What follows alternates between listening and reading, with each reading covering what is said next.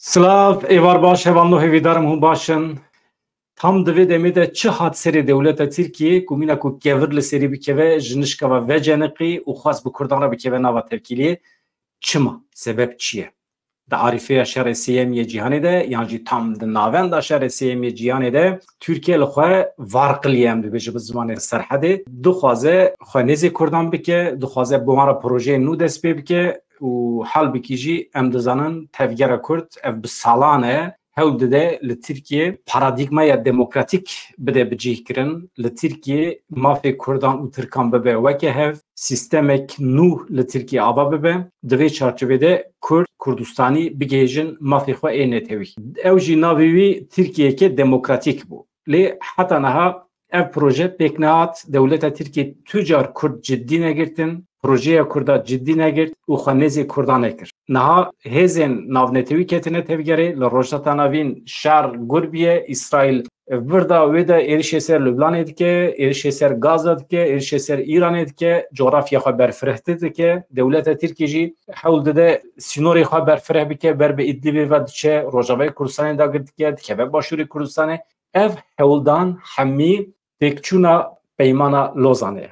Peymana Lozanê êdî têkçû, divê ev êdî were zanîn. Yani Lozan, Mozan li ortê nemaye, çi dibe peymanekî nû wê çêbibe di nava hêzên cîhanî de û yek ji aktorên serekî ê rojheta navîn êdî Kurd in. Sed salên borî Kurd ne hêz bûn. Kurd stûna sereke nebû. Ama îro li rojheta navîn hûn binêrin Fars hene, Ereb hene, Tirk hene û hêza çaremîn Kurd in. Diyarkerin. Hem jaliyê siyasî ve bihêzin, hem jaliyê eskerî ve bihêzin, êdî wisa hêza wan bilind biye, bifikirin hêza herî mezin a cîhanê Amerîka dikare bi Kurdan re bikeve nava hevkariyê.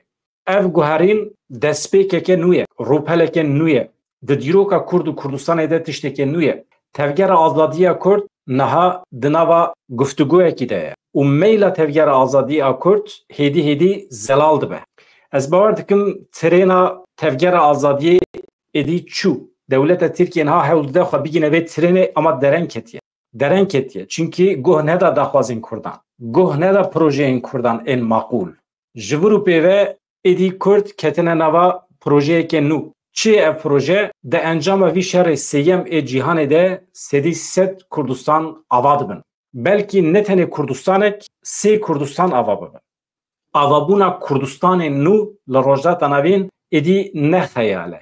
Projeye hatiye xêzkirin anha di pêkanînê de ye. Tevgerên Kurdistanî niha di nava xwe de guftûgû dikin. Em çawa bikin, çawa bi rêve bibin, em çawa bikaribin enqaza şerê sêyem ê cîhanê dewr bigirin û ji nava vê enqazê bikaribin avahiyan lê bikin, avahiyên ku navê wan wê bibe Kurdistan.